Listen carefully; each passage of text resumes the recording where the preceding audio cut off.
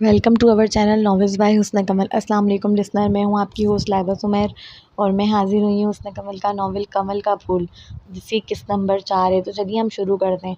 मुलाजिमा की बात सुनते ही उसे झटका लगा। वो दिलबर कैसे जानता कि वो स्टोर रूम में सो रही है? क्या वो यहाँ आए थे? वो तजस्सुस के सबब पूछे बगैर रह ना सकी। पता नहीं, मुझे जितना सर ने कहने को कहा मैंने आपसे कह दिया, वो नरमी से कहते हुए वहाँ से चली गई। अमानी उठकर बाहर निकली तो घर में माई और मेहंदी की तैयारियां चल रही थीं। वो अम्मा के पास जाने का इरादा रखती थी। अमानी बेटा, इसे देखते ही नौरीन बेगम ने आवाज़ लगाई। जी। वो तेज़ी से इनके पास गई। बेटा, ये मेहंदी वाली को कपड़ा देकर आ जाओ, वो ऊपर मरियम के कमरे में है, इन्होंने मुस्कुराते हुए कहा तो वो फ़ौरन राज़ी हुई। वो कपड़ा लेकर ऊपर पहुंची तो ख्याल आया कि इसे तो इल्म ही नहीं कि मरियम का कमरा कौन सा है। चलो दरवाज़ा बजा कर देख लेती हूँ। वो इधर उधर देख सोचते हुए बड़बड़ाई। उसने पहला दरवाज़ा बजाया तो दरवाज़ा एक लड़के ने खोला। क्या ये मरियम का कमरा है? वो लड़का सर तपांव अमानी का तनकीदी जायज़ा ले रहा था। नहीं, वो सामने वाला है, उसने आहिस्तगी से जवाब दिया। शुक्रिया। वो रस्मी मुस्कुराहट चेहरे पर सजाए शुक्रिया अदा करती हुई तेज़ी से सामने वाले कमरे की जानिब बढ़ने लगी। सुने, उसने पीछे से मुखातिब किया, जिस पर अमानी ने पलट कर देखा। आप कौन? वो काले रंग के कमीज शलवार में मलबूस थी। लाल रंग का दुपट्टा सर पर तमीज़ से ओढ़ रखा था। बालों में बीच की मांग थी, जबकि कमर पर उसकी मोटी सी चोटी उस कमसिन नौजवान की तवज्जो का मरकज़ बनी थी। मैं अमानी, उसने आहिस्तगी से अपना तारुफ दिया। तुम लड़के वालों की तरफ से हो या पुप्पो की ससुरालियों में से हो? यहाँ किसी काम से आई हो? इसने पे दर पे सवाल किए। यकीनन वो इसकी ज़ात में दिलचस्पी जाहिर कर रहा था। मैं अम्मा के साथ आई हूँ, गाँव से। इसका जवाब सुनते ही वो इस्बात में सर हिलाने लगा। अम्मा कौन? अगले ही लम्हे उलझ कर एक आईब्रो चुकाकर पूछा। अम्मा मरियम की दादी। ओ अच्छा। वो होंठ गोल करते अमानी ने गुमान किया कि अब इसके सवाल ख़त्म हो गए, तो वो खामोशी से पलट कर जाने लगी। मेरे बारे में नहीं पूछोगी कुछ? उसके पलटते ही वो लड़का तेज़ी से बोला, जिस पर अमानी हैरत से मुड़कर उसे देखने लगी। वो भला एक अनजान लड़के से क्यों उसके मुताल्लिक पूछने लगी? जी। चलो मैं खुद अपना तारुफ दे देता हूँ। मैं सलमान, मरियम के बड़े मामू का बेटा। नौरीन मेरी फुप्पो हैं, उसने मुस्कुराते हुए कहा तो वो इस बात में सर हिलाने लगी। ठीक। फिर खामोशी से सामने कमरे में चली गई।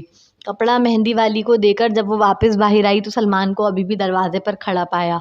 उसके सामने से गुजरते हुए थोड़ा अजीब महसूस हुआ, जैसे कदम भारी हुए हों। अगला सीन। नौरीन बेगम ने तो अमानी को अपनी मुलाजमा ही समझ लिया था। शुरू में तो काम बोलते वक्त थोड़ी लचक थी उनके लहजे में, मगर रात होते हुए वो लचक भी गायब हो गई। अब वो ऐसे अमानी से काम बोल रही थी जैसे अपनी मुलाजिमा से बोल रही हूँ।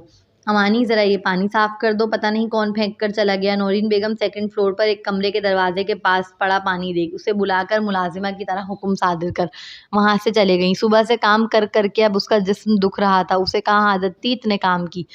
उसके घर में तो सारे काम मुलाजिम करते थे। बड़े लाडों से पाला था मैमूना बेगम ने उसे। फिर रात को फर्श पर सोने के सबब कमर में अलग दर्द उठने लगा था। वो एक छोटी बाल्टी और कपड़ा लाकर उकड़ू बैठकर पोछा लगाने लगी, साथ साथ दर्द की शिद्दत से कराह भी रही थी। पोछा लगाकर बाल्टी हाथ में लिए अभी खड़ी ही हुई थी कि सामने निगाह पड़ी और ऐसी पड़ी कि पलट कर आना भूल गई। वो हसीन नौजवान सामने खड़ा उसे ही सुर्ख चेहरे के साथ तक रहा था। महसूस हुआ जैसे वो बहुत गुस्से में है। फिर मुकाबिल की आंखों से निकलती शुआओं ने शिद्दत से एहसास दिलाया कि वो गुस्सा उसी पर है, मगर क्यों? वो उलझी। ज़्यादा देर उसकी गुस्सीली निगाहों की ताब ना ला सकी, इसलिए नज़र झुका ली। पाँव मुंजमद हो गए थे अपनी जगह, दिमाग जैसे इस दिलबर की नाराज़गी में ही अटक गया हो। वो मुट्ठियाँ भींचता हुआ वहाँ से खामोशी से चला गया। उसकी नाराज़गी और गुस्से की वजह नहीं समझ सकी थी वो दोशीज़ा। अगला सीन।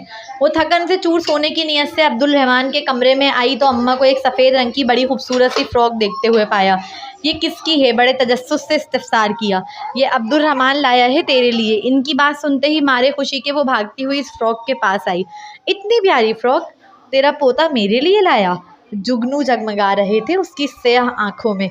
फिर से तस्दीक करने के लिए पूछने लगी, यकीन जो नहीं आ रहा था अपने कानों की समात पर। हाँ, कहने लगा, बाजार गया था तो इस पर नज़र पड़ी, सोचा तेरे लिए ले ले। अब्दुल रहमान ने जो कहा था इस फ़्रॉक को देते वक्त, अम्मा ने वो अमानी तक पहुंचा दिया। इस दीवानी की खुशी इस लम्हे देखने से ताल्लुक़ रखती थी।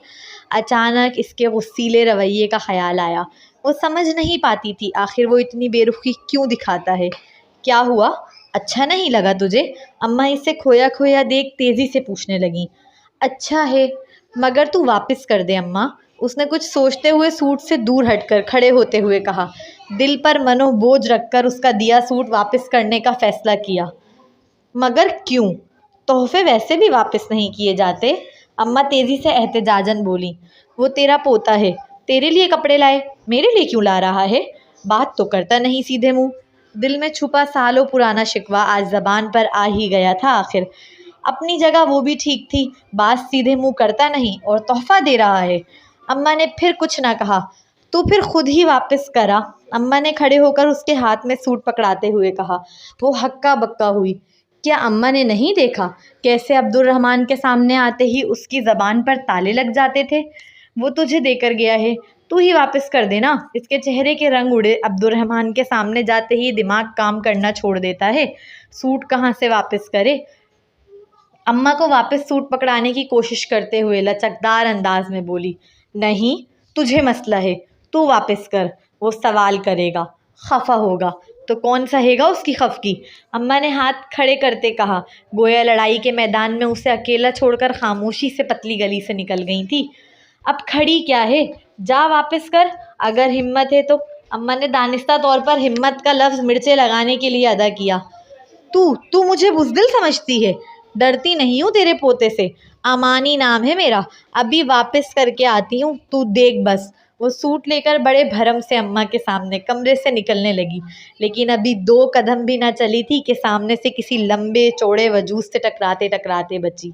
نظر اٹھائی تو وہ نور نگاہ کھڑا نظر آیا۔ اسے دیکھتے ہی اوپر کا سانس اوپر اور نیچے کا نیچے رہ گیا۔ چہرے کا سارا بھرم اگلے ہی پل ہوا میں غائب ہوا۔ عبد الرحمن کی پہلی نگاہ اپنے لائے سوٹ پر گئی جو امانی کے ہاتھ میں تھا۔ چہرے پر اطمینانی چھائی۔ میں یہ چوڑیاں دینا بھول گیا تھا، وہ دینے آیا تھا۔ اس نے نظر جھکائے سنجیدگی سے چوڑیاں اس کے آگے بڑھاتے ہوئے کہا۔ 1-2 ثانیوں کے لیے وہ بے یقینی سے اس کے ہاتھ میں پکڑی لال چوڑیاں دیکھنے لگی۔ اس کی نگاہوں کی تپش محسوس کر مقابل نے بھی آنکھیں اٹھائیں، دونوں کی نظریں ملیں۔ امانی کو تیرا لایا سوٹ پسند نہیں آ رہا، وہ واپس کرنے آ رہی تھی تجھے۔ ابھی وہ دونوں ایک دوسرے کی آنکھوں میں محو تھے کہ اماں نے کباب میں ہڈی کا کردار بخوبی ادا کیا۔ اماں کے کہتے ہی عبد الرحمن نے شکوے بھری نگاہ سے امانی کو دیکھا۔ پہلی بار تو وہ اپنی زندگی میں کسی لڑکی کے لیے بازار سے کپڑے خرید کر لایا تھا۔ اگلے ہی پل امانی نے اس کے چہرے پر مایوسی جھلکتی دیکھی۔ اماں! وہ فوراً ہی میمونہ خاتون کو دیکھ دبی دبی غراہٹ میں بولی۔ میں کیا کروں گا واپس لے کر؟ پھینک دو اسے، نہ روٹھے پن سے کہتے ہوئے وہ تیزی سے پلٹ کر جانے لگا۔ امانی کو موقع ہی نہ دیا اپنی بات کہنے کا۔ جاتے جاتے وہ ہاتھ میں پکڑی چوڑیاں وہاں دیوار سے لگی ٹیبل پر رکھتا ہوا چلا گیا۔ امانی نے دانت پیستے ہوئے اپنا سر پیٹا۔ اماں! کیا ضرورت تھی بولنے کی؟ وہ مڑ کر بھری آنکھوں کے ساتھ اماں پر بگڑی۔ بگڑ کیوں رہی ہے؟ میں نے تو تیری مدد کی بولنے میں۔ اماں فوراً معصومیت سے گویا ہوئیں، جس پر وہ پاؤں پٹکتی ہوئی باہر جانے لگی۔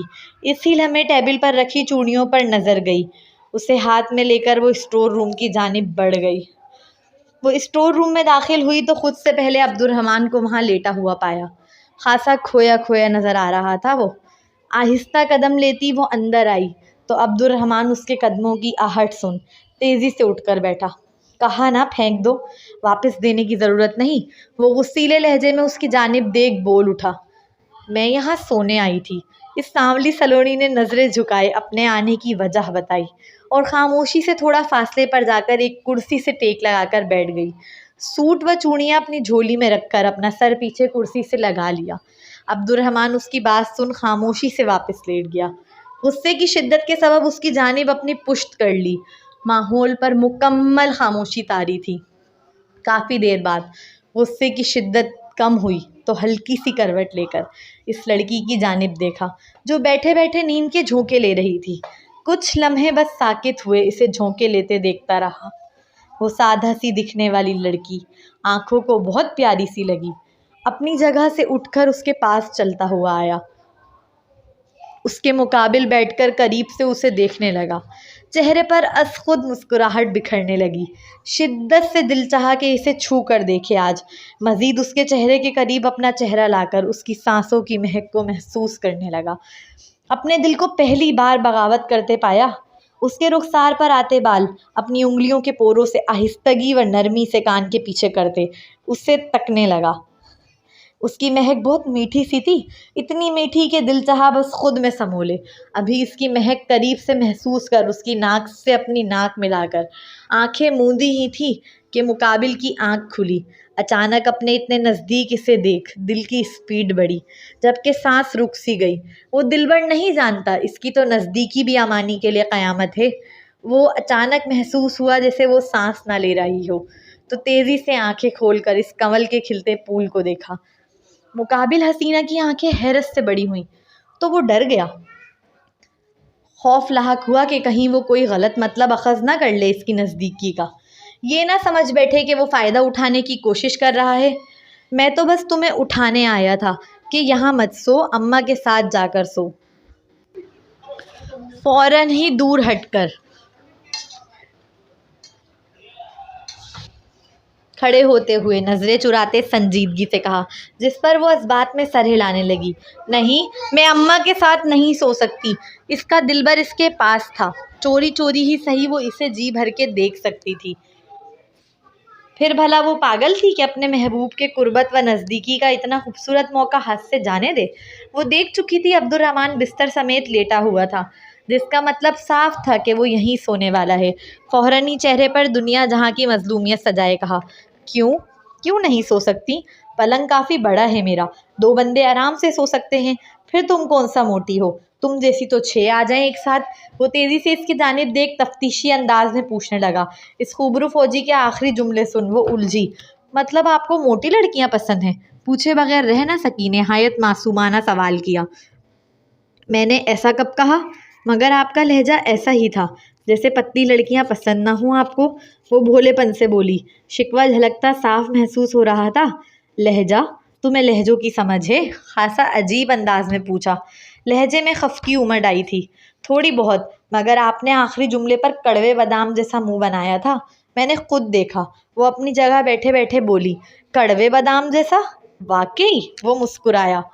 دنیا میں نہ جانے کتنے ہی لوگوں کو مسکراتے دیکھا تھا، مگر اس جیسی خوبصورت و دل فریب مسکراہٹ کسی کی نہ دیکھی۔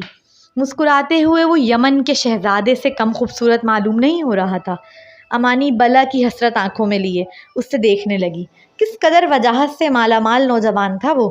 پھر جیسے دل کو کچھ ہوا، اتنی زور سے دھڑکنے لگا جیسے باہر نکل آئے گا۔ تم نے جواب نہیں دیا۔ اماں کے ساتھ کیوں نہیں سو سکتی تم؟ وہ جن نگاہوں سے دیکھ رہی تھی لگا جیسے دل کو گھائل کر دے گی آج۔ ان سیاہ چمکتی نگاہوں کی تپش وہ برداشت نہ کر سکا۔ فوراً ہی نظر جھکائے واپس اسے موضوع پر لایا۔ کیونکہ میں خراٹے لیتی ہوں اور اماں خاموشی پسند کرتی ہیں سوتے وقت۔ اس کی آنکھ کھل جائے گی، پھر خواہ اپنا سر پکڑ کر بیٹھے گی پورے دن۔ اس لیے بہتر یہی ہے کہ میں یہاں سو جاؤں۔ مانا اپنا آپ کوئی مجرم لگ رہا تھا جھوٹ بولتے وقت، مگر اس کے ساتھ رہنے کے لیے بڑی ڈھٹائی سے جھوٹ بولا۔ اگلے ہی پل اس نے عبد الرحمن کو خود کو اچھمبی نگاہوں سے تکتے ہوئے پایا، جس پر وہ گڑبڑا کر نیچے اپنی جھولی میں دیکھنے لگی۔ وہ نہیں جانتی کل پوری رات عبد الرحمن نے اسے تکتے ہوئے ہی گزاری تھی۔ ایسا نہیں کہ وہ واقف نہیں تھا کہ وہ جھوٹ بول رہی ہے، بس تھوڑا حیران ہوا تھا اس کی ڈھٹائی دیکھ، کیسے دھڑلے سے منہ پر جھوٹ بول رہی تھی وہ معصوم سی دکھنے والی لڑکی۔ اچھا تو پھر تم یہاں سو جاؤ، میں چھت پر چلا جاتا ہوں۔ کل رات کی بات الگ تھی، تب وہ جاگ نہیں رہی تھی۔ نرمی سے کہہ کر وہ بغیر امانی کو بولنے کا موقع دیے وہاں سے چلا گیا۔ جس کے ساتھ رہنے کے لیے زبان جھوٹی کی، وہ تو اسے اسٹور روم میں اکیلا چھوڑ گیا تھا، مگر اس کی مہک بستر پر موجود تھی۔ وہ بخوشی اس کی مہک سے لپٹ کر لیٹ گئی، سوٹ اور چوڑیاں اپنے سینے سے لگائے مسکراتے ہوئے آنکھیں موند لیں۔ اب نیند نہیں آ رہی تھی، پہلی بار اس سے باتیں کی تھیں، وہ باتیں یاد کر کے پوری رات مسکراتی رہی۔ اگلا سین، نورین بیگم نے ساری لڑکیوں کو لاؤنج میں بلایا۔ وہاں انہوں نے چوڑیاں پہنانے والے کو بلا رکھا تھا۔ چوڑیاں والا اپنی رنگ برنگی چوڑیاں ٹوکریوں میں سجائے پورے لاؤنج میں پھیلائے بیٹھا تھا۔ ساری لڑکیاں خوشی خوشی چوڑی والے سے چوڑیاں پہننے لگیں۔ مجھے یہ والی پہنا دیں۔ وہ عبد الرحمن کی لائی ہوئی چوڑیاں اپنے ساتھ لائی تھی، پہلی بار اس سنگ دل نے کچھ دیا تھا۔ وہ ہاتھوں میں پہن کر اسے دکھانا چاہتی تھی۔ संभल कर पहनाना, एक भी टूटनी नहीं चाहिए। अपना हाथ इस चूड़ी वाले के आगे बढ़ाते हुए सख्ती से तनबीह की। मैं पहना दूँ, मैं बहुत माहिर हूँ इस काम में। वो चूड़ी वाला अभी पहनाने ही लगा था कि पीछे से आवाज़ आई। अमानी ने मुड़ कर देखा तो सलमान को अपने पीछे खड़ा पाया। आपको चूड़ी पहनानी आती है? वो थोड़ा हैरान होकर पूछने लगी। हाँ बिल्कुल आती है, हमारा अपना कारखाना है चूड़ियों का। लाएं, मैं पहना देता हूँ, एक भी टूटने नहीं दूंगा। बस थोड़ा भरोसा करें मुझ नाचीज़ पर। वो अपना हाथ आगे बढ़ाकर पुरएतमाद लहजे में गोया हुआ। उसकी पुरएतमादी देख अमानी ने फौरन उसे चूड़ियाँ पकड़ा दी। बस नहीं चल रहा था इस दीवानी का कि इन चूड़ियों को सीने से लगा कर रख ले हमेशा के लिए। यही सोच कर पहन रही थी कि बस जिसने दी हैं उसे दिखा दे, फिर वापस उतार कर अपने पास संभाल कर रख लेगी। सलमान उसके नाजुक और पतले हाथों में चूड़ियाँ पहनाने लगा। उसके चेहरे से खुशी के जाम बट रहे थे। वो झल्ली सी लड़की भी बखुशी पहन रही थी। इस बात से अनजान के ऊपर खड़ा अब्दुर्रहमान सुर्ख अंगारे भरी आंखों से ये दिलखराश मंजर देख रहा है। उसके तन बदन में आग लग गई थी। पूरी चूड़ियाँ पहनते ही वो मुस्कुराने लगी। उसके भोले से चेहरे पर मुस्कुराहट नहायत दिलकश मालूम हुई सलमान को। कहा था ना भरोसा रखो, वो मुस्कुराते हुए बोला। शुक्रिया। वो शुक्रिया अदा कर तेज़ी से बखुशी अम्मा को अपनी चूड़ियों से भरा हाथ दिखाने के लिए उठकर जाने लगी। सुने, दूसरे हाथ की मैं तोहफ़तन देना चाहूँ तो कबूल करेंगी? उसके सवाल पर अमानी के कदम रुके, जबकि ऊपर खड़े नौजवान ने अपनी दोनों मुट्ठियाँ मजबूती से भींची। मज़ीद ताकत ना थी ये दिलखराश मंजर देखने की, इसलिए गुस्से से वहाँ से चला गया। नहीं, उसने साफ गोई से इनकार किया। कोई तमहेद या लचक नहीं? क्या थोड़ा दिल ही रख लेती? इतना साफ इनकार? वो शिकवतन बोल उठा। यकीनन थोड़ा दिल दुखा था उसका, मगर वो बगैर कोई जवाब दिए तेज़ी से अब्दुर्रहमान के कमरे की जानिब बढ़ी, जहाँ वो अम्मा को खाना देकर आई थी और अब उन्हें अपने हाथ में सजी चूड़ियाँ दिखाने के लिए उतावली हो रही थी। अगला सीन, वो सच सवर कर पूरे गार्डन में नौरीन बेगम के कहने पर काम करती फिर रही थी। सुबह से इसने अब्दुर्रहमान को नहीं देखा था। आंखें तरस रही थी उसे देखने के लिए। फिर उसे अपने कपड़े और चूड़ियाँ भी तो दिखानी थी। अमानी, वहाँ जाओ, जाकर पूछो कुछ चाहिए तो नहीं। अगर कुछ चाहिए तो फ़ौरन दो, समझी? बारातियों को तो ख़ास तौर पर बार बार पूछो। नौरीन बेगम ने उसे अपने पास बुलाकर तेज़ी से हुक्म सादिर किया, जिसे सुनते ही वो सारे मुलाजमीन की तरह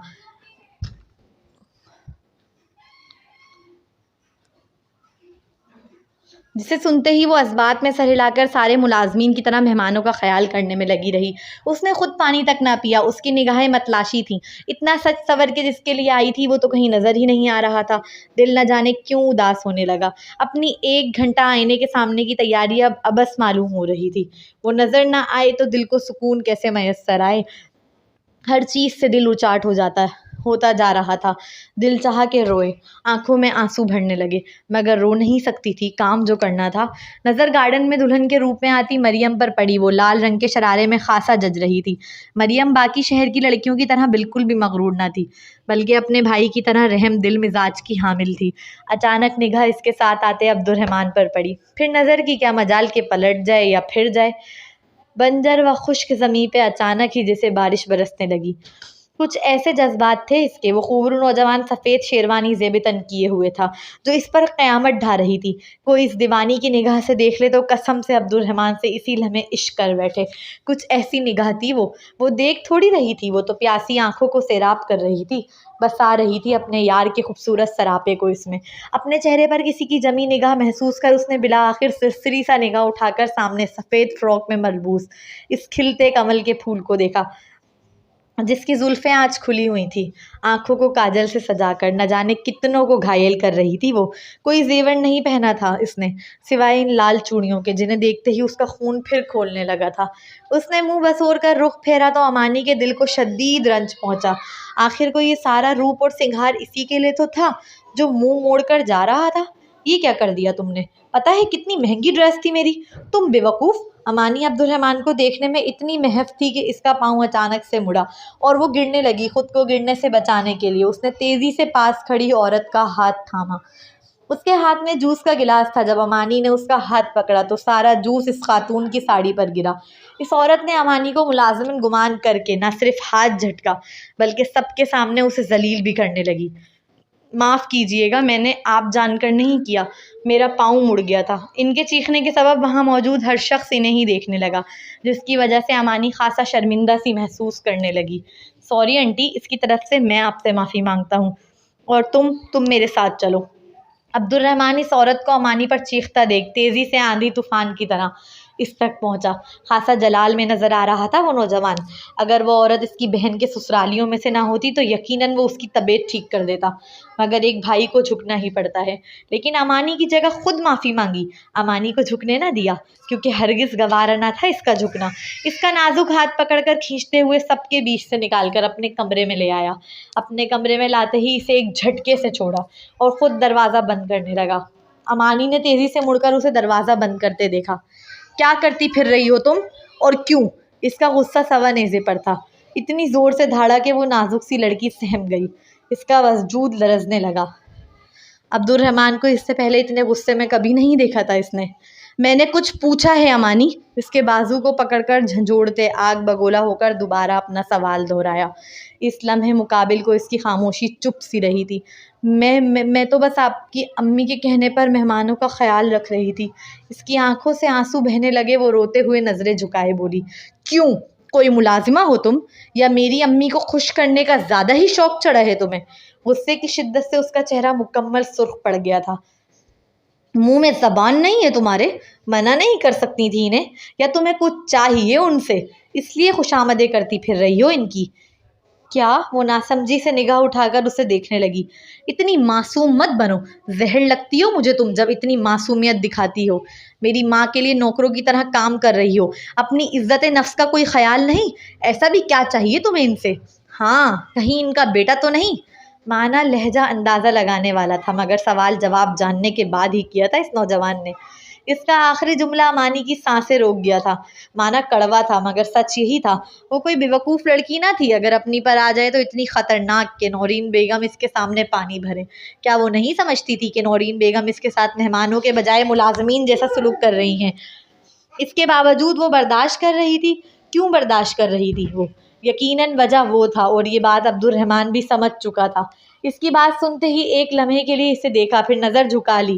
جواب نہیں تھا اس لڑکی کے پاس۔ شاید یہ سچ تھا کہ اپنی عزت نفس تک کو اس پر نچھاور کر دیا تھا، وہ بھی بڑی خاموشی سے، کہ کسی کو خبر بھی نہ ہوئی، اور وہ نہ جانے کتنی بار اس پر مر مٹی۔ بولو امانی، کیا ان کا بیٹا چاہیے تمہیں؟ لہجے میں اچانک ہی تبدیلی محسوس ہوئی، جیسے وہ جھم گیا ہو۔ کیا کہتی؟ ہاں، ان کا بیٹا چاہیے؟ یقیناً وہ بے شرم گمان کرتا، گندی لڑکی سمجھتا۔ وہ تو ویسے بھی بڑا عزت و غیرت والا تھا۔ بھولی نہیں تھی وہ کیسے اس پر باورچی خانے میں چیخا تھا اور کہا تھا کہ دوپٹہ پہن کر رکھو، خاص طور پر میرے سامنے۔ امانی، کچھ پوچھا ہے میں نے؟ اس لڑکی کا نظریں جھکائے رونا دل پر بھاری گزرتا محسوس ہوا۔ چپ کیوں ہو؟ جواب دو نا۔ وہ خاموشی چبھ رہی تھی اس لمحے، وہ بس روئے چلی جا رہی تھی۔ عبد الرحمن نے اس کی خاموشی کو انکار گمان کیا۔ تو یہ سب میری امی کے بھتیجے کے لیے ہو رہا ہے؟ اچانک ہی اسے سلمان کا امانی کو چوڑیاں پہنانا یاد آیا، جس پر وہ جذبر ہو کر بڑبڑایا۔ وہ اتنی آہستگی سے بڑبڑایا کہ امانی نہ سن سکی۔ نظر اس کی نازک کلائی میں بھری لال چوڑیوں پر گئی۔ اگلے ہی پل ایک دل جلی مسکراہٹ چہرے پر بکھری۔ وہ چوڑیاں آنکھوں کو شدت سے کھٹک رہی تھی۔ ایک جھٹکے سے اس کا ہاتھ پکڑ کر اپنے قریب کیا۔ نزدیک تھا کہ وہ اس کے سینے سے آ لگتی۔ اس کی کلائی کو پکڑ کر ذرا اونچا کیا، پھر الٹے ہاتھ سے ان چوڑیوں پر انگلیاں پھیرنے لگا، جیسے یاد کر رہا ہو کتنے دل سے خرید کر لایا تھا انہیں۔ امانی نم آنکھوں کے ساتھ اسے اپنی چوڑیوں سے الجھتا دیکھ رہی تھی۔ اچانک ہی اس نے چوڑیوں سمیت اس کی کلائی کو مضبوطی سے دبایا، اس قدر مضبوطی سے کہ وہ کانچ کی نازک چوڑیاں تیزی سے زمین پر ٹوٹ کر گرنے لگیں۔ ان ٹوٹتی کانچ کی چوڑیوں نے جہاں امانی کی کلائی کو زخمی کیا، وہیں اس کے ہاتھ کو بھی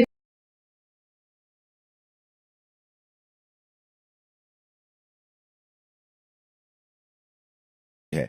اگر آپ نے اب تک میرا چینل سبسکرائب نہیں کیا ہے تو ضرور کر لیں۔ شکریہ۔